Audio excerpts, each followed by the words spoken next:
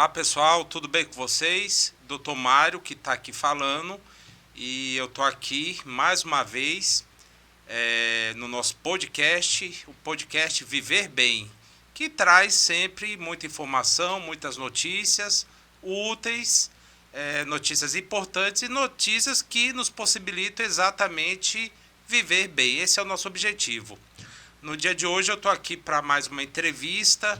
Eu tenho umas convidadas assim especialíssimas, vocês já vão conhecer elas, mas eu estou aqui com a Roberta Marques e eu estou aqui com a Cris Romana, também está aqui com a gente. As convidadas são estudantes, né, são acadêmicas do curso de Medicina da Universidade Federal do Sul da Bahia, e o tema que nós vamos trazer aqui para os senhores hoje é o tema relacionado a doenças que são objeto de estudo do chamado Fevereiro Roxo.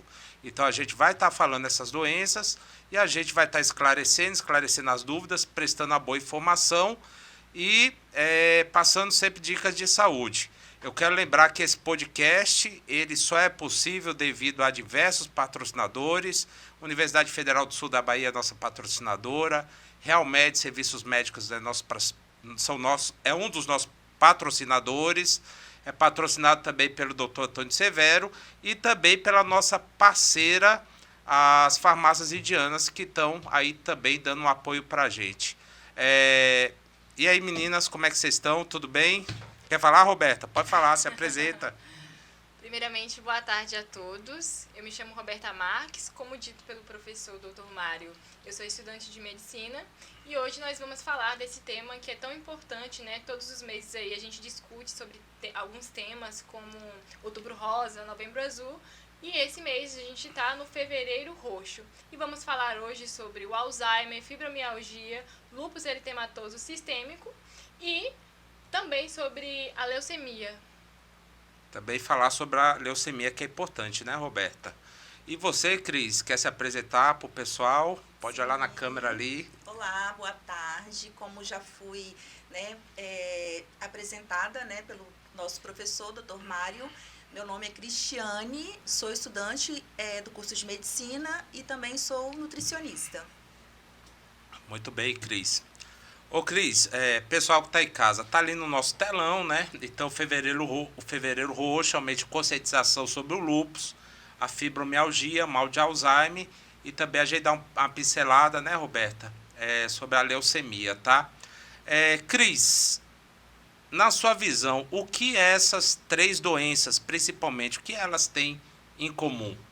Então, o que elas têm em comum é que ambas são doenças crônicas, né, que exigem um cuidado, né, contínuo para o paciente poder ter uma qualidade de vida. São doenças que exigem uma atividade, tanto atividade física, no caso do Alzheimer, uma atividade intelectual, né, uma atividade ali onde seja estimulado, né, o cérebro desse paciente, e os cuidados com a alimentação, né, que a gente sabe que uma alimentação ruim, ela vai gerar ali uma inflamação, né, no caso do lúpus, no caso da fibromialgia.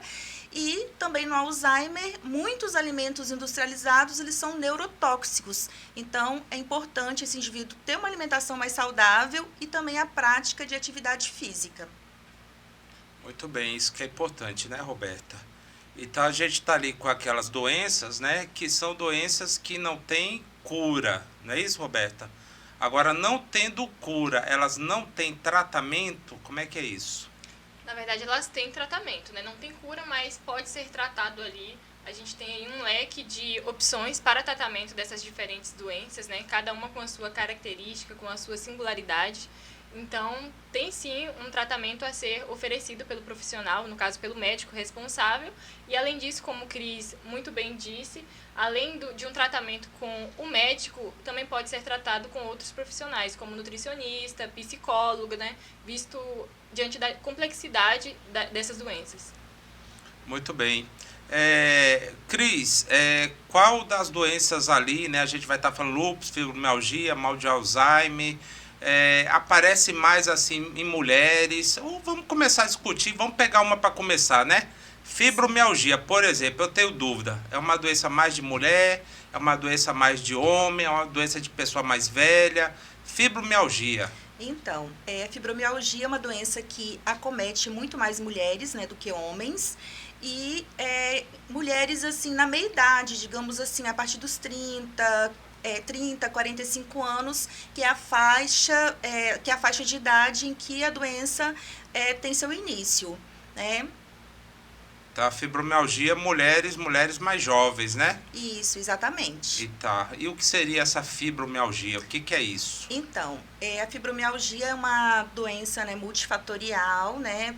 Ela pode ser causada assim por diversos motivos, né, que na verdade são gatilhos, pode ser gatilhos emocionais, relacionados ao estilo de vida, e é uma doença que causa ali uma dor, né, generalizada no paciente, dores principalmente nas articulações, né, o paciente ele tende a ter também um cansaço também bem exagerado, causa assim uma neuroastenia, que é um cansaço mental.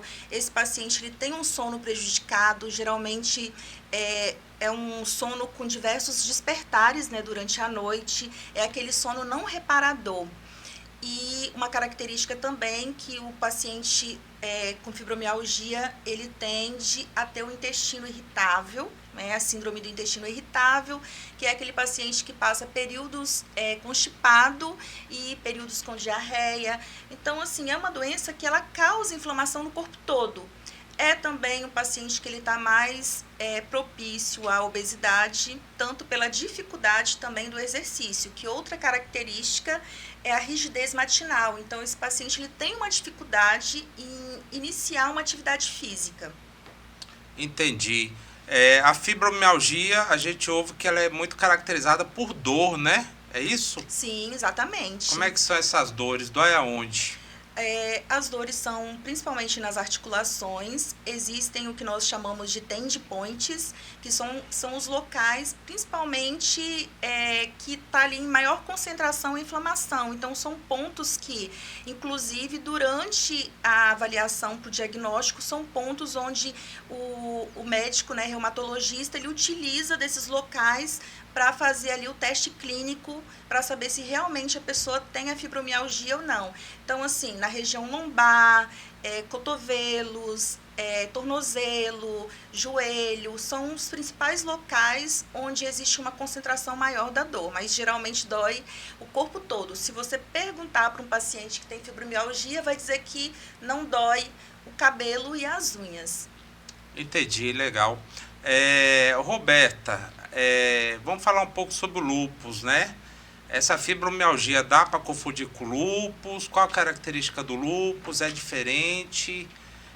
O lúpus pega mais quem? Mais homens? Mais mulheres? Explica pra gente o lúpus. O lúpus, ele tem as suas particularidades, eu considero diferente, assim, tem essa característica em comum da dor musculoesquelética por conta da inflamação, mas são diferentes, porque o lúpus é uma doença autoimune. E o que seria uma doença autoimune? É quando células que deveriam nos proteger, que são as células imunes, elas passam a atacar células e órgãos do nosso corpo. Então, isso se caracteriza como uma doença autoimune e ela é sistêmica. E o que seria sistêmica? Ela pode acometer diferentes partes do corpo, diferentes órgãos. Então, se acomete diferentes órgãos, a gente vai ter também manifestações clínicas muito diferentes, assim, diferentes partes. Então, o público que é mais acometido também é o público feminino, igualmente o da fibromialgia, e é mais prevalente também em mulheres ali em período fértil, em torno de 15 a 40 anos.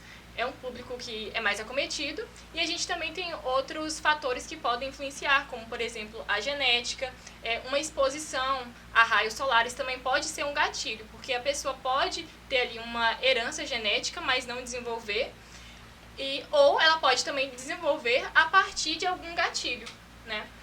E outro gatilho também que é bastante comum é a questão do cigarro, né, do que a gente chama de tabagismo, que tá aí bastante atual, bastante contemporâneo e que pode também tá desencadeando aí, ser um fator desencadeador do lúpus eritematoso. Muito bem. Cris, quem tem fibromialgia, na sua visão, o diagnóstico é simples, é fácil? A pessoa vai no primeiro médico, já recebe o diagnóstico. Como é que você vê, né, essa questão da fibromialgia? Que você, a Cris, para quem está aí nos assistindo, ela está explicando o seguinte: a fibromialgia, ela é uma doença que afeta mais o sexo feminino, né? Exatamente. É uma doença caracterizada por dor. Mas dói aonde, doutor Mário? Dói no corpo todo, né, Cris? Ela é caracterizada por outras perturbações, talvez perturbações intestinais, talvez por problemas, né, para controlar o peso. E ela também é caracterizada por um sono não reparador, onde a pessoa deita, dorme, mas não sei, talvez aquele sono atribulado, né? Porque existem as fases do sono. De repente você não entra numa fase daquela, então você já acorda realmente cansado. E sem falar que essa doença me parece, né, Cris, que ela está muito relacionada com preconceito também, né? O quanto é fácil a gente diagnosticar essa doença, ou o quanto é difícil diagnosticar, e o quanto o portador da fibromialgia ele pode estar sofrendo com essa falta de diagnóstico. Sim, exatamente. Como o senhor disse, né, é uma doença estigmatizada, então muitas vezes o paciente ele está ali sentindo muita dor, ele procura o atendimento de saúde, mas acaba sendo negligenciado pelo fato de não ser algo assim visível, né, primeiramente, né, porque ali o portador da doença, ele sabe a intensidade da dor que ele está sentindo. Então, fica tudo muito subjetivo. E como é um diagnóstico de exclusão, né, primeiro, ele tem que passar por um profissional que tenha esse olhar mais holístico, né, e que faça aí um encaminhamento, né, correto. Muitas vezes o paciente ele é encaminhado para o ortopedista avalia e conclui que está tudo ok, e acaba que esse paciente ele retorna para casa sem um diagnóstico, né? Então, assim, é o reumatologista que é o profissional responsável por detectar, mas também tem muitos bons profissionais que conseguem também detectar. Então, assim, depende muito, né, do profissional, mas não é uma doença de um diagnóstico assim imediato, né? Acaba tendo essas questões, e por isso que muitas vezes o paciente ele passa por 3, 4, até 10 profissionais para sim ter o diagnóstico e iniciar mesmo o tratamento, né, correto, né, iniciar as terapias alternativas. Isso aí, perfeito.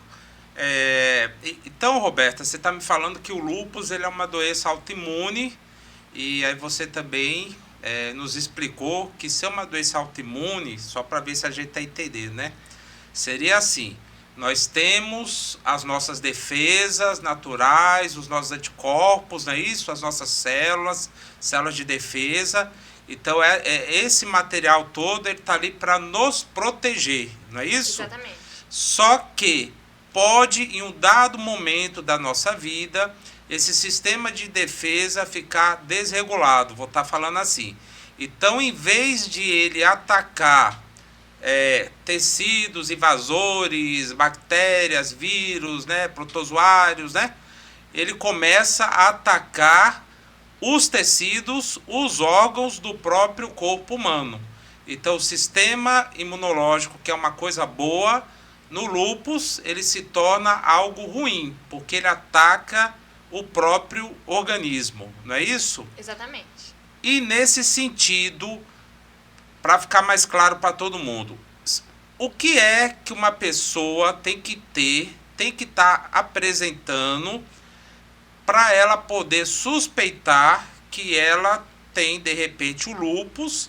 E também queria te perguntar se o diagnóstico é fácil, se é o primeiro médico que diagnostica, ou não, de repente a pessoa ainda tem que peregrinar, tem que caminhar um pouco, né, de consultórios em consultórios, até ter um diagnóstico muitas vezes salvador até da vida. Como é que você vê isso, Roberta? Bom, eu considero o diagnóstico bastante complexo, né? Como eu disse, é uma doença sistêmica, então ela acomete diferentes órgãos, não é algo específico. Então, por isso que é bastante difícil e é importante, por esse motivo, a gente está discutindo e levando informação para as pessoas para que elas possam identificar. Então, assim, quanto ao diagnóstico, a gente tem o diagnóstico laboratorial, que pode estar sendo realizado, mas que ele não é específico para a doença. Mas a gente tem alguns testes hoje de dosagem de anticorpos que podem estar identificados esses anticorpos e dessa forma tá fazendo o diagnóstico. Mas esses anticorpos, eles também não são específicos do lúpus eritematoso sistêmico. Outras doenças também podem estar. Até mesmo infecções podem estar presentes esses anticorpos. Então, a gente tem ali uma tabela de critérios que para poder ajudar no diagnóstico, né? Então, a gente tem ali manifestações cutâneas, principalmente, que ocorrem em 90% dos casos, que são uma vermelhidão na região malar, em formato de asa de borboleta, por exemplo. Onde é que é essa região malar? Fica mais ou menos abaixo... Por aqui assim, né? Isso. Né? Abaixo dos olhos. Isso. E ela vai ter um formato mesmo em asa de borboleta, avermelhada, e que geralmente ela é desencadeada após a exposição solar. Sim, sim. Então, essa é uma característica e que está presente em 80% dos casos. Podem ocorrer também artrites, manifestações pulmonares, como, por exemplo, tosse, dificuldade de respirar, né, que é a dispneia. Pode ocorrer também palpitações, porque ela pode acometer diversos sistemas. Então, o diagnóstico é clínico associado a um diagnóstico laboratorial. Mas, assim, não é um diagnóstico simples, não é um diagnóstico fácil, justamente por conta dessas características que eu citei. Entendi. Obrigado, Roberta. Cris, a pessoa está com fibromialgia. Quem é que vai tratar essa pessoa? Quem é o especialista que trata? Se é um especialista, se é dois, se são mais especialistas, se a atividade física influencia no bem-estar, se a alimentação influencia no bem-estar. Como é que é isso, Cris? Então, o primeiro profissional, né, a iniciar ali, de fato, né, o tratamento, né, o que dá o diagnóstico, é o reumatologista. O reumatologista, ele vai prescrever medicações que vão amenizar, né, a dor desse paciente, vai melhorar a qualidade do sono, pode tratar também a questão da disbiose, né, intestinal. O que é disbiose? É uma desregulação, né, da flora intestinal. Por isso que esse paciente ele passa a ter períodos de constipação e períodos com diarreia. Né, ocorre esse, digamos assim, esse desbalanço da flora intestinal. E após, né, a introdução, né, desses medicamentos, o paciente também ele é orientado a iniciar atividade física e a melhorar a qualidade, né, da alimentação. Então, esse paciente ele deve passar por um nutricionista, onde vai orientar, né, uma dieta saudável, porque os alimentos industrializados, eles potencializam ainda mais esse processo inflamatório. Então, quanto mais alimentos processados esse paciente consome, mais dor ele vai sentir. Por quê? Os alimentos industrializados, em sua maioria, contêm o glutamato monossódico, que é um realçador de sabor e que ele vai ali se acumular no organismo desse paciente, intensificando ali o mecanismo da dor. Então a gente vê assim que o diagnóstico da fibromialgia, então, talvez um primeiro diagnóstico, um primeiro manejo seria com o reumatologista, não é isso? Exatamente. Porém, como a fibromialgia, ela causa não só a dor, ela causa outras manifestações, não é isso?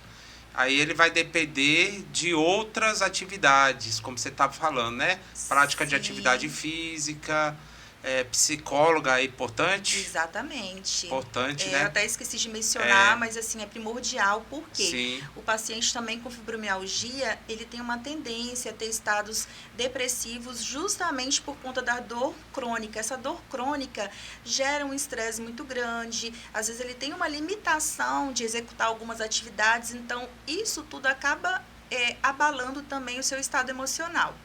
Entendi. Quer falar, Roberto? Eu Pode vi falar. em alguns estudos também que essa associação da depressão com a fibromialgia se deve também ao fato da diminuição de serotonina. E eu achei muito Exatamente. interessante, porque a serotonina ela também tem um efeito analgésico no nosso corpo, digamos assim. Então, eu vi, são estudos mais atuais, que essa associação se deve por conta disso.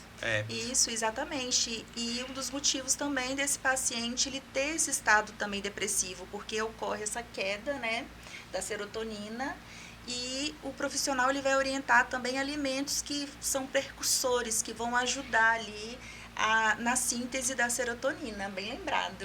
Isso aí.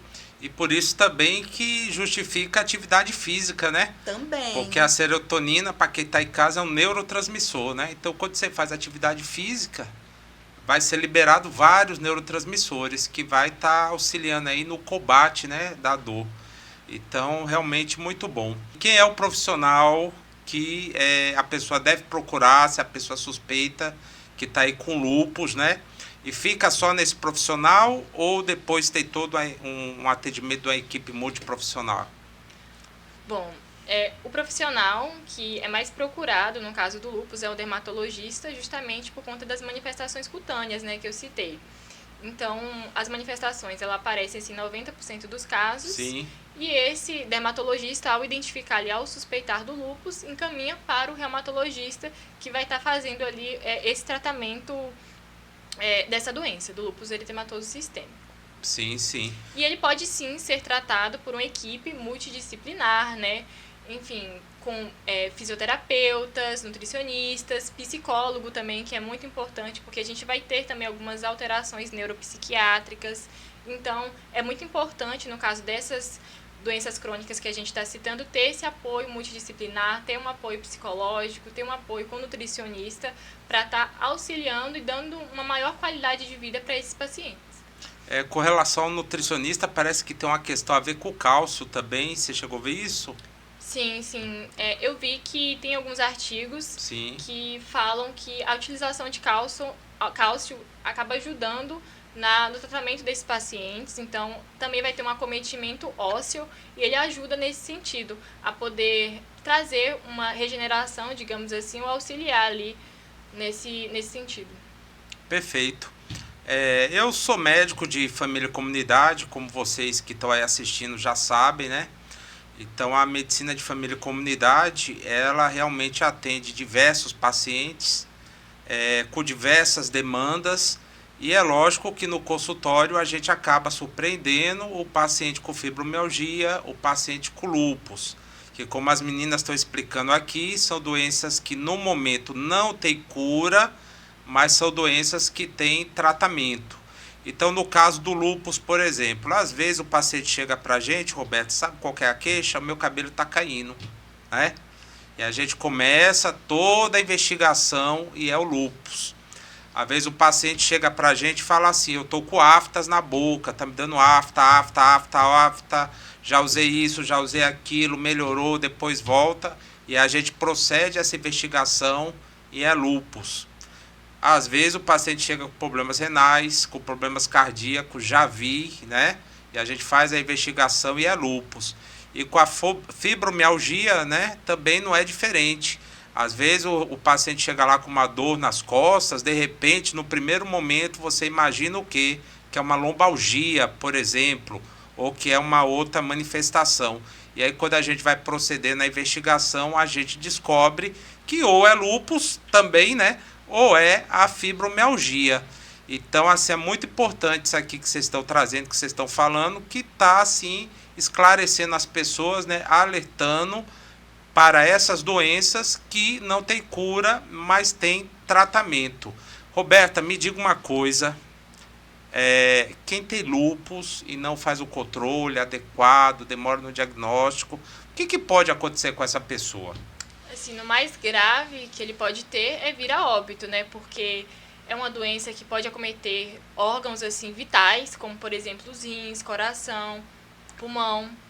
Então, por exemplo, se tiver um acometimento ali no rim, essa pessoa pode ter uma insuficiência renal, uma doença renal crônica e poder vir a óbito por conta disso. Então, é uma doença que é muito recorrente, inclusive o indivíduo vir a óbito.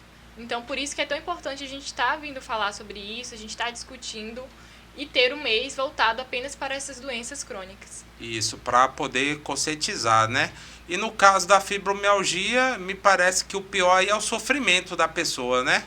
Exatamente. É uma doença crônica, não assim, não é, digamos, tão grave, né, como o lúpus, mas é uma doença que afeta muito a qualidade do indivíduo. Se ele não fizer o tratamento, não for diagnosticado ou abandonar o tratamento, é uma pessoa que ela corre o risco até muitas vezes de ficar acamada pelo sentido da intensidade das dores, da rigidez articular. Então, isso é muito comum. Tem pacientes que, quando ficam sem a medicação, acabam ficando assim mesmo prostrados. Então, Sim. Por isso a importância da atividade física, né, do acompanhamento psicológico também, da alimentação, né? Então, tem que haver esse cuidado, né, como um todo também. Isso aí. Muito bom. Então, nós estamos aqui, mais uma vez, falando do Fevereiro Roxo. O Fevereiro Roxo é um mês dedicado a essas doenças em particular. Está ali, é o lúpus, a fibromialgia, ao mal de Alzheimer, que a gente pode estar falando agora, e como a Roberta lembrou também, com relação à leucemia, né? Quer falar alguma coisa? O que é leucemia? É um tipo de câncer, né? Pelo que eu estudei. É um câncer aonde? Sim. Quer falar alguma coisa? Pode falar. Sim, a leucemia é um câncer que vai estar acometendo ali a medula óssea, que é o órgão que vão produzir as nossas células sanguíneas, como glóbulos brancos, vermelhos, enfim. E a gente vai ter meio que uma disfunção, uma desregulação na produção dessas células e vai fazer com que essas células que não sofreram sua maturação na medula óssea, elas cheguem à corrente sanguínea. Então, esse paciente ele vai ter anemia, vai estar mais suscetível a infecções, uma vez que o seu sistema imunológico está ali comprometido, pode ter febre, enfim, um conjunto ali de manifestações clínicas que pode levar a óbito em um tempo muito pequeno, digamos assim. É verdade. No consultório a gente pega muito paciente assim com leucemia, né? Infelizmente, especialmente as crianças, né? Especialmente as crianças são acometidas e os exames iniciais é hemograma, né? Pedir um hemograma, Sim. Que já vai ter uma alteração lá e investigar, né? E com relação à anemia é sempre assim, como é que eu falo, né? A anemia é uma condição para você pensar mais, uma condição para você investigar mais, né? Então eu peço ali um hemograma, um exame de sangue, veio uma anemia, tudo bem, até aí eu estou entendendo. Mas é sempre bom a gente pesquisar por que, né? Por que veio aquela anemia? O que está ocasionando? É uma deficiência nutricional? É uma deficiência de ferro? É uma leucemia? Não é isso? É um lúpus? Então é algo assim para a gente pensar mais e investigar mais. Com relação ao Alzheimer, Roberta, esse mês também, Roberta não, a Cris, né? Esse mês também ele é dedicado a gente lembrar do Alzheimer, né? Sim. Esse Alzheimer aí, como é que é isso? São pessoas mais jovens, são pessoas mais velhas, é mais em mulher, ou tá bem dividido, né? O que seria assim o Alzheimer? Tem a ver com memória, com perda de memória? Como é que tá essas questões? Então, professor, é uma doença que ela acomete mais pessoas idosas, né? Tem uma leve tendência a acometer mais homens do que mulheres e sempre idosos, né? Pode acontecer em pessoas mais jovens também, ali por volta, Sim. Iniciar por volta dos 40, 45 anos, mas não é tão comum. Sim. E é uma doença que ela afeta exatamente a memória, a capacidade cognitiva, né, do paciente. Existe uma perda ali dos neurônios. Esse paciente ele vai ter uma dificuldade maior de lembrar, né, de acontecimentos, principalmente acontecimentos recentes. Ele sofre ali uma perda da memória recente. Às vezes esse paciente ele vai lembrar lembrar de fatos antigos e algo mais recente ele não vai se lembrar. Muitas vezes a família começa a identificar quando esse paciente ele vai desenvolver uma atividade doméstica, quando, por exemplo, vai cozinhar, esquece ali o feijão no fogo, o feijão queima, ou às vezes o paciente ele é acostumado a ir em determinado lugar, aí foi e não soube voltar. Então isso acontece muito. A pessoa se perde, né? Realmente, vai no lugar, esquece como volta para casa. Às vezes, né, Roberto, esse paciente, ele esquece o nome de um objeto, né? Você mostra aqui para ele e ele realmente tenta lembrar qual é o nome desse objeto aqui, de outros objetos, e ter essa dificuldade de lembrar. Ele pode... Isso acontece com todo mundo, né? Mas ele pode guardar uma chave e não lembrar onde guardou. Mas se isso aí começa a acontecer com frequência, né, Cris? Então a gente já pode estar suspeitando aí. E conforme a gente vai suspeitando, qual seria o médico, Roberta, mais ideal para dar um primeiro atendimento a esse paciente, para estar fazendo assim um diagnóstico? Olha, provavelmente é um Alzheimer, né? O médico, nesse caso, seria um neurologista, Sim. Que seria o mais adequado ali para estar oferecendo um diagnóstico preciso, porque também é um diagnóstico bastante difícil, porque a gente tem um leque de demências aí, além do Alzheimer, né? Sim. Então, esse seria o médico mais adequado, que vai estar oferecendo ali todo o suporte também de tratamento, tudo isso que a gente falou também para as outras doenças, um apoio nutricional, um tratamento adequado. Sim. E também, assim, no caso do diagnóstico dessa doença, né, um apoio multiprofissional, né? Então, nutricionista é importante, né? Como você falou, acomete mais pessoas idosas, então, de repente, um acompanhamento com o geriatra também é interessante, né? E a pessoa que tem Alzheimer, gente, a pessoa idosa, como você está falando, né? A pessoa idosa, provavelmente, ela vai ter também a hipertensão, não é isso? Ela vai ter também o diabetes, ela também vai ter dificuldade de locomoção, então ela vai ter ali outras e outras demandas, né? Com relação ao Alzheimer, nos parece que o diagnóstico ele é clínico, porém apoiado por imagens, então pode-se estar pedindo aí uma tomografia, pode estar pedindo uma ressonância de preferência para fazer o diagnóstico, e o Alzheimer a gente está trazendo aqui para essa discussão, porque ele também, como a fibromialgia ou também como o lúpus, ele é uma doença que não tem, no dia de hoje, na data de hoje, cura, mas ele tem o tratamento. Então, esse tratamento medicamentoso, esse tratamento multiprofissional, onde a pessoa vai ter ali uma qualidade de vida boa. Roberta, você ainda, a pessoa tem lúpus, como é que é a base do tratamento, né? Porque o sistema imunológico dela está exacerbado, está atacando o próprio organismo, né? Qual é a base do tratamento? Medicamentoso, né? O medicamento... O que você pode falar pra gente? O tratamento, ele é feito através do uso de corticoides ou imunobiológicos, que Sim. é um tratamento mais atual, justamente para poder diminuir essa resposta inflamatória que acontece no lúpus eritematoso sistêmico, né? Sim, sim. Então, corticoide e imunobiológicos. Isso, né? Além de tudo aquilo que a gente já falou, um suporte nutricional que também auxilia. Sim, sim, sim. Porque o que se busca no lúpus, né, pelo que a gente estudou, é levar o paciente a um estado que a gente chama de remissão, né? Então, a pessoa, ela está com a doença, mas como eu estou falando, tem o tratamento. A doença está controlada. Exatamente. Isso aí. Ô, Cris, como médico, eu também vejo acontecer muitas vezes o seguinte, sabe? O paciente chega pra gente ali com fibromialgia. E aí, como você falou, dores... dificuldades intestinais, depressão, ansiedade, um monte de coisa. E às vezes uma das linhas de tratamento é a gente até passar um antidepressivo, né? Sim. A gente passa um relaxante muscular, lógico, mas às vezes a gente passa um antidepressivo, às vezes a gente passa um medicamento ali para o paciente dormir, facilitar o sono.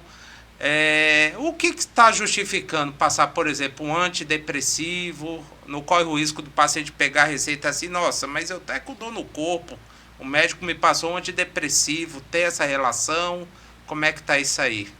Então, tem uma ligação assim muito direta. Por isso que é importante, né, o paciente, a partir do momento que ele se depara com uma prescrição dessa, ele perguntar mesmo pro médico, né, questionar, dialogar. É importante o profissional esclarecer. Porque o paciente com fibromialgia, ele tem sim uma tendência a entrar ali no estado depressivo, né? Como eu disse anteriormente, por conta da questão da dor crônica, que Sim. gera um estresse. A pressão social, né? Exatamente. Isso. E existem também alguns estudos, né, que correlacionam também a níveis mais baixos de serotonina nesses pacientes portadores de fibromialgia. Então, assim, tanto antidepressivos que vão ali regular, né, dosar a questão da serotonina, dopamina também, porque são pacientes também que ficam muito, assim, hipoativos. Em alguns casos, esse paciente, por ele não ter tido um sono reparador durante a noite, Sim. ele troca meio que o dia pela noite. Então, acaba também ficando assim sem disposição para realizar suas atividades, né, do dia a dia. Então, por isso que a prescrição do medicamento também vai ser muito assim individualizada, de acordo com a necessidade do paciente. Isso, muito bem, né? É uma pergunta que eu gostaria de fazer assim a ambas, né? Qualquer uma pode responder. Essas, pronto. Então nós estamos falando aqui, né, do lúpus, da fibromialgia, do Alzheimer, né? Demos uma pincelada aqui também na leucemia. Então eu falando aqui nos parece que são doenças bem assim que necessitam do trabalho do especialista e realmente necessita, né? Mas você, Roberta, qual é a importância, por exemplo, da atenção primária à saúde, do médico do postinho, da enfermeira do postinho, do agente de saúde na identificação dessas doenças e a identificação precoce? Há essa importância? Como é que você vê isso? Sim, sem dúvidas, inclusive o motivo da gente estar aqui discutindo hoje, Sim. falando sobre o Fevereiro Roxo, é justamente para passar informação para a população. Sim. E também para os profissionais de saúde, para poder identificar e fazer um diagnóstico precoce dessas doenças. Sim. E fazer com que esse paciente ele não tenha sequelas ou evolua a óbito, né? Que é o que a gente não quer nesse caso. Então, é de extrema importância que tenha esse apoio das unidades básicas, das enfermeiras, técnicos. Esses profissionais, eles são fundamentais aí nesse sentido, porque eles são a linha de frente ali, né? Eles têm esse contato, eles oferecem esse acolhimento. Então, não que o médico também não ofereça, mas eles são a primeira linha, né? Sim, sim. Então, é muito relevante que a gente discuta sobre isso para a gente poder fazer essa identificação e diagnóstico precoce. Pronto. Então, falar sobre essas doenças, campanhas como essa são importantes, né, Cris? Porque esclarece o pessoal. Sim, exatamente, né? Como muito bem colocado por Roberta, Sim. Justamente ali a atenção básica, né? Que é a porta de entrada, Sim. é onde o paciente ele tem o seu primeiro acesso, né? Ao Sistema Único de Saúde.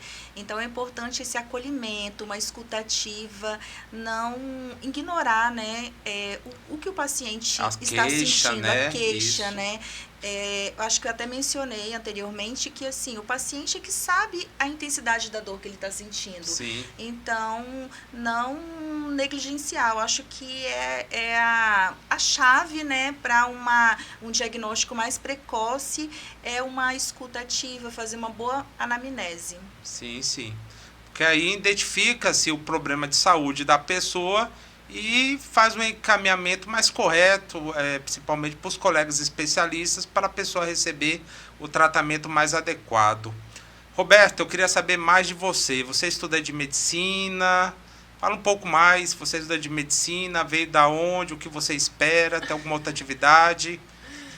Bom, eu sou estudante de medicina, né? Nascida e criada em Santa Cruz de Cabralha, que é um município aqui mesmo do estado do sul da Bahia. Sim. E sou filha de cabeleireira, meu pai é artesão. E eu também sou Miss Porto Seguro. Sim, eu represento sim. o município de Porto Seguro e hoje eu concorro ao Miss Teixeira de Freitas. Assim, sou sempre estudei em escola pública. Sim. E graças a Deus, eu consegui adentrar aqui na Universidade Federal do Sul da Bahia, que me acolheu e continua me acolhendo. E eu espero continuar fazendo esse trabalho aí e de propagar a informação, né, com um pouco de conhecimento que eu tenho, que eu estou adquirindo para a população. Muito bem. E quem quiser falar com você, qual é o contato? A pessoa te acha no Instagram? Pode me encontrar no Instagram. Meu Instagram é @RobertaMarquesOficial. Tá joia, Roberta. Obrigado, viu? A Cris, né? Quer falar um pouco mais de você, Cris? Então... Nasceu aonde? Trabalha aonde? Faz o quê? Então, eu estou aqui em Teixeira de Freitas já há aproximadamente 14 anos. Sim. Eu venho de uma cidade bem do interior do Espírito Santo, chamada Governador Lindenberg, mas nasci na zona rural, vivi até os meus 18 anos. Venho de uma família de cafeicultores, inclusive eu sou a única que estudei da minha família. Sim. E da minha região ali, da localidade, sou a única que estou cursando, né, medicina. E desde criança tinha esse sonho, né, de estudar. Sim.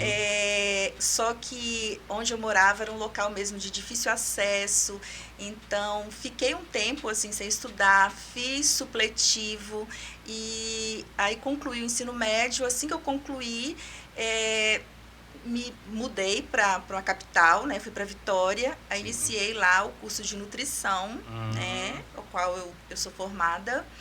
E assim que eu concluí, eu vim para Teixeira. Na verdade, eu conheci Teixeira através de um concurso. Sim. Vim para fazer uma prova da FEST-SUS, gostei da cidade, eu falei, vou deixar uns currículos por aqui. Deixei currículo, fui chamada. Inicialmente, trabalhei na área de alimentação empresarial e menos de um ano depois entrei assim para a saúde e estou até hoje atuando, né, na área da saúde. Hoje eu atuo numa policlínica regional de saúde. Sim. E concilio, né, aí com a minha jornada de estudos.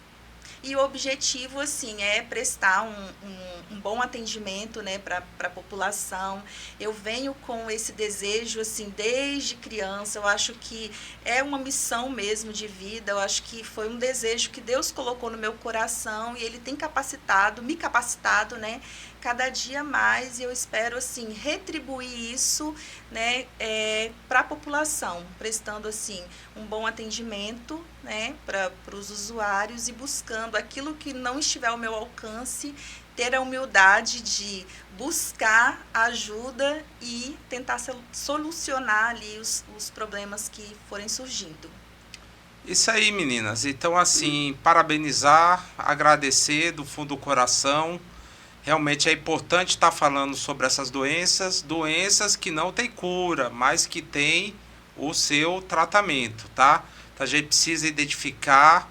Se você gostou desse bate-papo, desse podcast, eu peço que você divulgue, manda ali no grupo da igreja, manda no grupo da família, comenta, faz o seu comentário, manda um ok pra gente, que a gente vai estar continuando aí, sempre trazendo informações sobre meio ambiente, saúde, sobre serviço, sobre atendimento, serviço de saúde, por exemplo, e toda aquela informação que seja necessária para que a gente possa cada vez mais viver bem. Essa é a nossa proposta.